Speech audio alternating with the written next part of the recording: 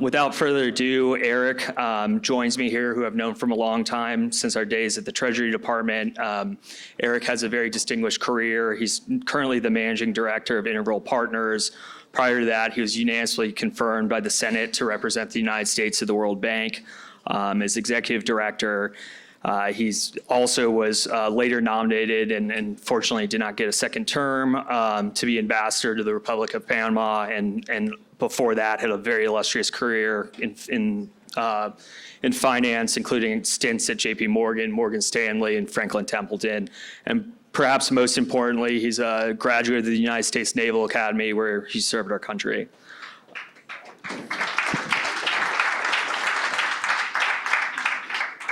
So Erik, kind of how I think we should structure this is all open kind of with more global macro questions, and then we'll move into some of the more country-specific questions, and then finally kind of your vision and where you think Latin America is going in the future. Obviously, China is a very kind of hot-button topic. China garners a lot of media attention. So I think before we get into Latin America itself, it'd be good to hear your thoughts of kind of generally about China's foreign policy, where China stands in the world, what China's doing. Should that be a concern for us, here at this conference, and then Latin America? Sure. Can you guys hear me? Yeah. Check. Okay. How many of you here in the audience have been to China? Raise your hand.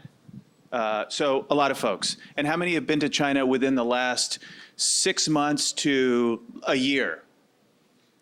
Okay, because a lot has changed. And so what I want to do is maybe go through a narrative storyline, because there's a personal story embedded in this as well. So I've lived in China. I lived in China for 7 years. My kids were born there. I speak Chinese, and I think I can speak with some reasonable authority on what's happening. And so there's a headline, and then there's reality on the ground. And I'll try and sort of couch this toward the financial world, because many of you that are coming here, this is at the end of the day an economic forum. So we can touch on human rights, we can talk about other issues, but I'll try and make it as financially relevant as possible. So 6, 7, 8, 10 years ago when I lived in China, it was a very different place than it is today, right? What happened, and this is important to understand, because understanding history can inform you about what's happening today. After Chairman Mao passed away, you had a guy in China whose name was Deng Xiaoping. Deng Xiaoping realized that China was everything that they had done, the Great Leap Forward, the Cultural Revolution, had actually destroyed a tremendous amount of value, right? And so he said, hey, it's time to get the government and extract the government out of the daily lives of people and allow the Chinese people to flourish. And once he did that, China was a rocket ship economically in just about every dimension. And it was growing exponentially. Now, what's happened over time is that the Chinese Communist Party had lost control, if you will, of what was happening in society. They lost narrative control, and they lost a lot of power. So while I was living in China, certainly the Communist Party was a very relevant actor, but not as relevant as, say, Jack Ma, or pick your oligarch, pick your billionaire class. And I think what Xi Jinping did was to say, hey, wait, we're going to lose control of what's happening in the country. So it's time to tighten and ramp up the CCP's control, and he's systematically done that over time. So to take this, I'll truncate everything that's happened in the middle, and by the way, I'm doing a lot of oversimplification. I can go in the weeds if you guys want later, but where we are today is a very different place than where we were 10 years ago. Right now, we're in a very confrontational, I would argue, adversarial position with respect to China. And the CCP has gotten very involved, back to being involved in every aspect of the economic landscape, the personal landscape, social credit scores. Companies now have social credit scores. Billionaires have been disappeared, to use that as a verb. And everyone sort of lives a very concerned, frightened life. So, and this to me became very illustrative when Hu Jintao, who was Xi Jinping's predecessor, was escorted out of the stage in the Politburo meeting last year. Most of you may have seen the discussion where he's kind of being led out, and sort of he's doesn't seem to be very happy about it.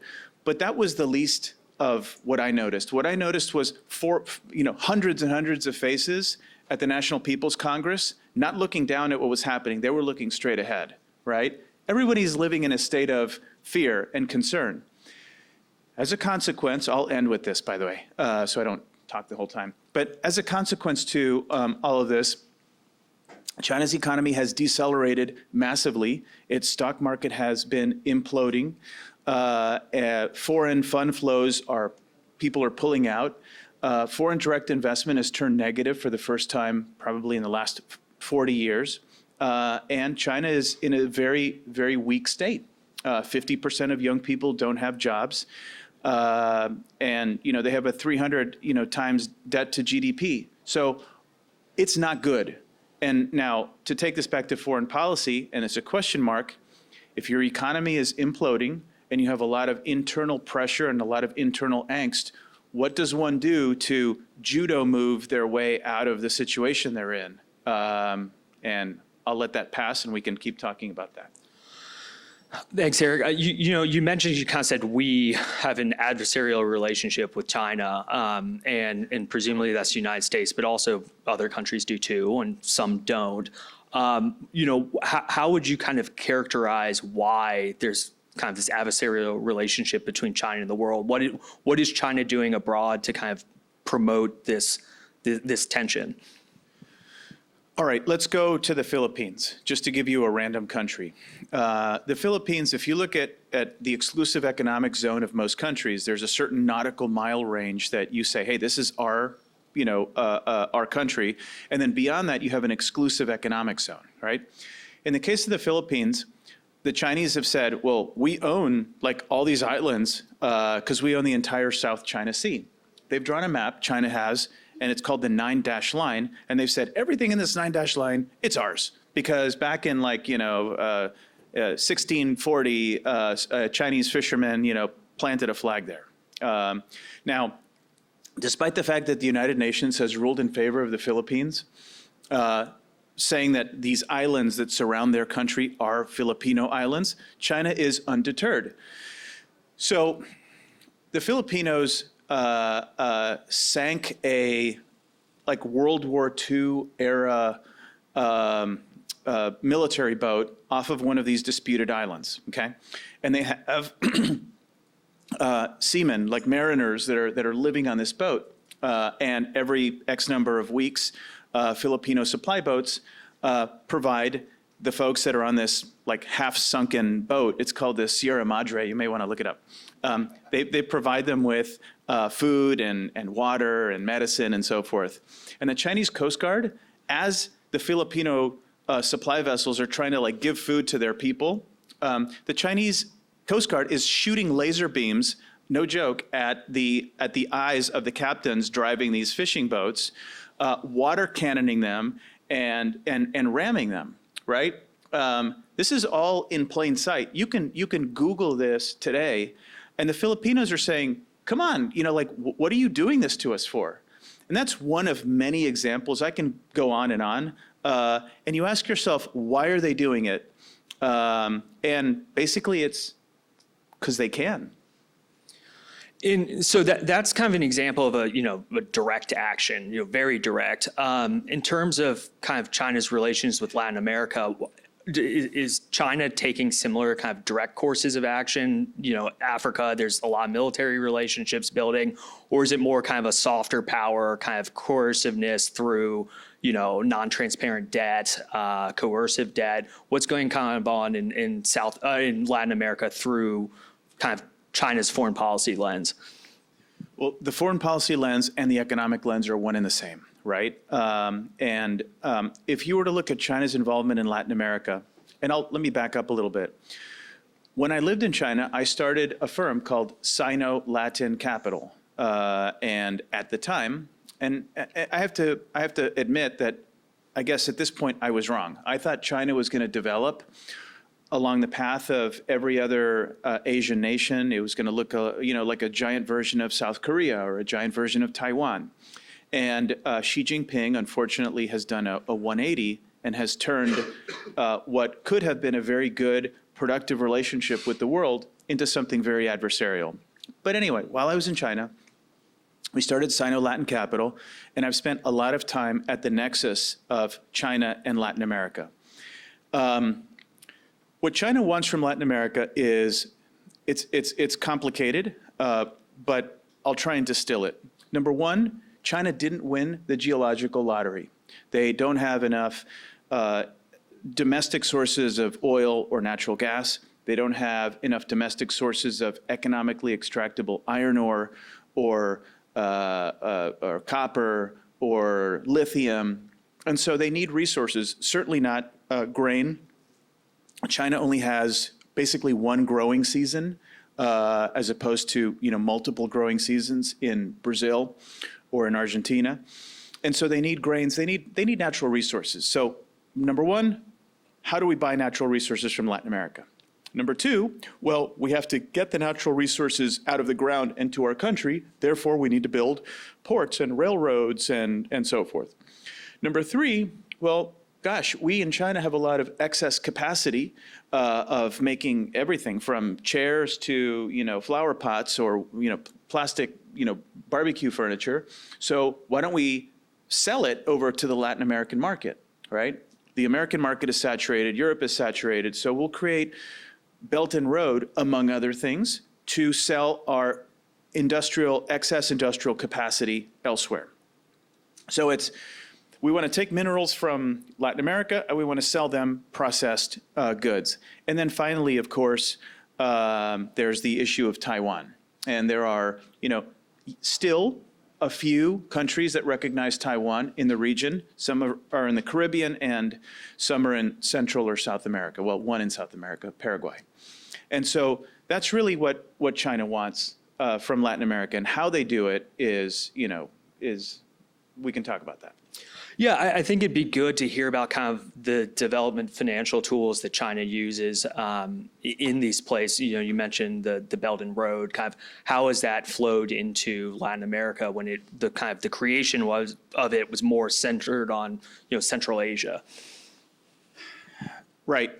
Does anybody know what Belt and Road is? Raise your hand. Yeah. So I did a talk 10 years ago, and I was talking about it, and nobody knew what it was, and I was like, really? China said that they're going to spend $1 trillion on investing in rail lines and ports and infrastructure to link China with the rest of the world. You guys, better pay attention. But anyway, so China has a bunch of tools available, and they have their own version of the World Bank. It's called the AIIB. So that's track one. Track two is that they have their own version of our Exim Bank. It's called China Exim. They also have China Development Bank. So they have these multilateral organizations that they control. They also have what was then known as the BRICS Bank, then being a few years ago. Today it's now known as the New Development Bank. So there are a bunch of tools at their disposal. Ultimately, the funding comes from pretty much one source. It's like Beijing writes the checks, and how it's allocated is a little more complicated. But those are the tools that they have. Sinosure that does a lot of loan guarantees. But the most important thing that they have is that when China goes to Latin America, they come with a suite of products. What I mean by product is, if they want to invest in a lithium mine, the Chinese embassy in Chile, Argentina, Bolivia, whatever, will show up with a battery company, the guts of the battery, the lithium, the people that process lithium or battery grade cathodes or anodes. They'll come with Sinosure to do loan guarantees. They'll come with a state-owned enterprise that's going to build a road, and they come with a whole suite of stakeholders. And so, if you are the government of one of these countries, and China comes to you with the entire product already ready for development and investment, it's very appealing. Whereas when the United States goes, it's, well, Ford might come over here, but Ford isn't going to talk to the battery company over there, and the battery company over there gets lithium from somebody over there, and it's very disjointed. So China does a very effective job at coming in with an entire assembly line of stakeholders. So I think that's good background on kind of the tools that China has. It also raises the question, why is this bad? If I'm a country, and I'll use Huawei here. I'm expecting your answer on this, but I think the audience would like to hear if I'm a country and Huawei comes in and says, I'll give you cellular technologies infrastructure for 1/10 of the cost of what Nokia or Sony or Ericsson is offering. That's pretty appealing. I mean, and that comes in tandem with all these investments, loan guarantees, et cetera. So, why in your view, is that kind of troubling or alarming? Well, I mean, there's a national security issue, right? When you have Huawei cell phone data collection on your entire population, well, let's imagine that for us, let's assume a Western company is going to compete on an RFP, on a bid for a road project or something, and communication is going back and forth. Clearly, China is monitoring that communication and are relaying it to the Chinese competitor. So the likelihood of a U.S. or a Western company winning one of these bids in a Huawei situation where China is listening is de minimis, right?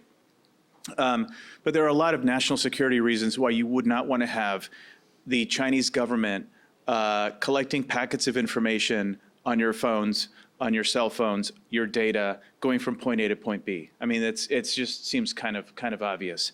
And I think at some point, governments are going to realize that this is a national security problem. But it's not limited to Huawei, right?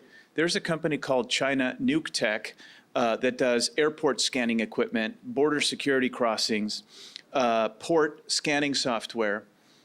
In Europe, for example, a vast preponderance of the border checkpoints are China Nuke Tech. And what China Nuke Tech is doing is taking a picture of the truck that goes from point A to point B, crossing a border. They know the truck cargo manifest. They know the license plate of the truck. They've got facial recognition of the driver, and you could attach AI to that, and you can conduct a whole lot of trade. You can weaponize trade in China's favor.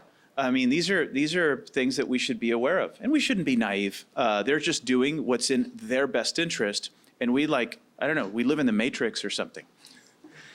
And I guess beyond the national security concerns, obviously these policies are market distorting, right? You can't have non-market subsidies without complicating markets. And kind of in a similar vein, given your experience at the World Bank, can you kind of talk about their debt practices? I know Ecuador had a restructuring, and you touched on this a bit, but kind of for natural resources and how a lot of these loans are collateralized basically in oil and gas and things of that sort. Yeah, I mean, if you go anywhere you go in the world, and I did a lot of traveling when I was at the World Bank, and I didn't want to just sit in Washington and read 300-page documents. I actually wanted to see with my own eyes what was happening on the ground. And literally anywhere you go to Uganda, you go to Guyana, you go to Sri Lanka, you realize that the Chinese predatory lending policies are super problematic. And so a lot of these countries find themselves in situations where now their largest budget item in their country's balance sheet is to pay the interest on Chinese loans, and it's really unfortunate. And as we've seen in a place like Sri Lanka, when the Sri Lankans couldn't pay back their loans, China said, "That's fine. We'll just take a port with a 99-year lease." And it'll be a commercial port for fishing. And now we're seeing, some Chinese military activity at this port. The same thing happened in Djibouti. In the case of Ecuador, the then president Correa decided that he was going to ditch the IMF and the World Bank in favor of sus nuevos amigos, right, in in China. And China went in and built a lot of infrastructure and so over leveraged and so over indebted the country that they were strapped, right? And so they asked Ecuador several years ago, begged the IMF and the World Bank for help. And the IMF said, okay, well, you have to do X, Y, and Z. X, Y, and Z turned out to be very unpopular. And you may recall that the entire government of Ecuador had to flee Quito and go to Guayaquil for several months because of all of this. But ultimately, like if you go back and you were to dissect the root cause of what happened, it was the Chinese loans. And meanwhile, the Chinese illegal fishing fleet turns off their AIS transponders, and in the Galapagos of all places, they're just raping the ocean. And the Ecuadorians really have no recourse. They have no way of saying anything to China because they owe so much money. So how is that good? I think that's kind of a good transition to how China's interacting with certain countries. And, obviously we're in Miami and a lot of people have been directly impacted or know people who have been impacted by the policies of the regimes in Cuba, Venezuela, and Nicaragua. What's China doing kind of in that space and with those countries? Venezuela owes something like $60 billion to China, a sum that I don't think it's so astronomical that Venezuela will probably never be able to pay it back. And in the case of Cuba, you may have seen, or you can just Google it right now, the Chinese are working with the Cubans to create a listening station in Cuba that can monitor a lot of our activity, and obviously Southcom is very concerned about that. And I wouldn't. This is speculation, so I'm not going to say it's true. But right now, Venezuela is on the eve of potentially invading its neighbor Guyana. Okay, Guyana and Exxon have discovered probably one of the single largest oil discoveries in the last, I would say, 50 years offshore in Guyana. And well, coincidentally, Venezuela has, like, once this oil has started flowing, Venezuela has said, well, maybe it's time to invade our neighbor. And I wouldn't put it past China to be sort of stoking a lot of the unrest and the turbulence during a U.S. election year for their own purposes. Now, again, that's pure speculation, the link to China, Venezuela, and Guyana, but it would make sense. And then, given your background, being put up to be ambassador to Panama, obviously there's a little kind of important thing called the Panama Canal there. What's China doing there? I think a couple of years ago they had a proposal or they were attempting to maybe make a competing canal in Nicaragua, which others have considered, and it's ultimately always failed. But how does kind of the international kind of sea lanes, especially in Panama, play into China's calculus?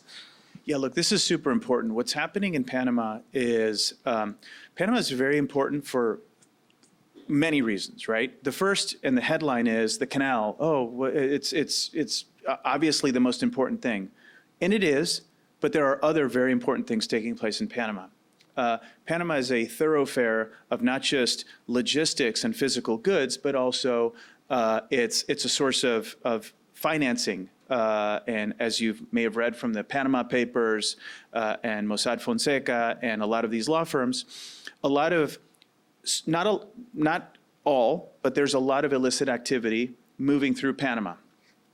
And so I think this should be a concern to the United States. It certainly was to the Panamanian authorities. They wanted to get off the FATF gray list. They were looking to reshape the Panamanian financial and economic landscape to become as clean as possible, which I thought was a great idea.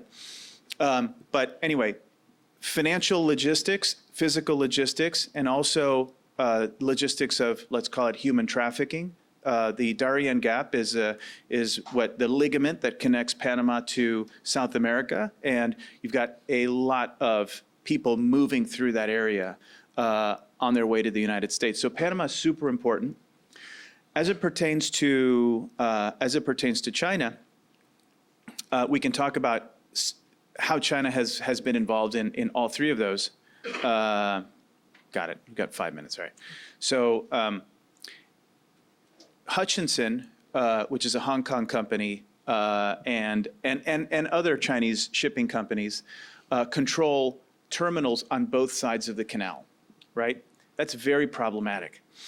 The second thing that's happening on the, so imagine what could happen in a wartime situation. Could China and its terminals block either side of the canal? Possibly, right? What if you sank a bunch of container ships on either side? That could be very problematic. The second thing that's happening in the canal is due to drought and a lack of water, the canal has locks that regulate the water. So the water's, higher on one side than the other. So you have to move water back and forth. Because of the drought, they haven't been able to do that. And only, 20 ships, to throw a number out, from an astronomical number a number of years ago, now only 20 ships can pass through the Panama Canal every day. And as a consequence, they're having to go now underneath South America.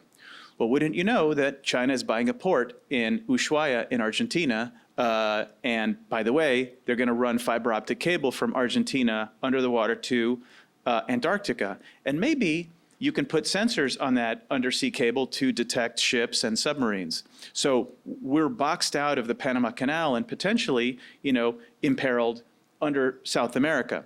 And we better kind of wake up because this is kind of important. And then finally, on the issue of migration, I went to the border 2 months ago. I went with a group of folks from Texas law enforcement. And the frightening thing, and what I never expected, was that across the border, crossing the border, we have tens of thousands of military-age Chinese males, which I thought, this is weird, right? Because if I wanted to come to the United States from China, you don't see like women and little babies, you see military-age Chinese males. And it struck me as very strange, and I couldn't understand why. So if I want to come to the US, I buy a ticket and I get a tourist visa from Beijing and I fly to Los Angeles and I overstay my visa and I just disappear in the system. Option A, that costs whatever, $2,500. Option B is I fly from Beijing to San Salvador and I pay $25,000 for somebody to get me, to sneak me across the border. Why would I do that, right? And what's going on? And so I spent a lot of time when I was at the border interviewing migrants that were coming in, asking what they had seen with respect to China. And they said, oh, sure, yeah, the Chinese came with us through the Darien Gap, but once they got to Panama, there were special, somehow they had money, and there were special transport means to get them to the US border. And I said, well, what's going on? And so some entity is funding Chinese military-age males, and I hope it's not for sabotage or for other purposes. But again, the common theme here is we should pretty much wake up. Francisco, do I have a question for one more, or time for one more question? Hopefully, a happier question, or a question with a happier answer. Erik, I'll steal a question from earlier. A lot of elections going on this year, including the United States election, also a lot of elections in Latin America. Kind of where do you see Latin America going in the future? Kind of what's your vision for United States and Latin American relations? Well, I mean, I think that from an economic standpoint, let's take this back to economics for a second. What you've been seeing over the last, certainly the last 18 to 24 months, but it started earlier than that, is a migration of foreign direct investment out of China. So if you look at container volume, right, TEU throughput, it's leaving places like Dalian, and it's leaving places like Shenzhen, and it's moving to Vietnam, it's moving to Mexico, et cetera. Big picture is supply chains are leaving China and they're going elsewhere. For geopolitical reasons, labor costs are going up, and so forth. And I think the biggest beneficiary of all of this could be Latin America, right? I think Mexico, for example, next to the United States, a lot of trade ties, the maquiladora industry should be benefiting tremendously from this. CAFTA, the Dominican Republic. I mean, so I think one of the lesser known but more important trades that's happening today is the movement of capital, goods, machinery, and economic activity from China, and it's slowly moving to Latin America. And I think we should take advantage of it. That's terrific. Thank you.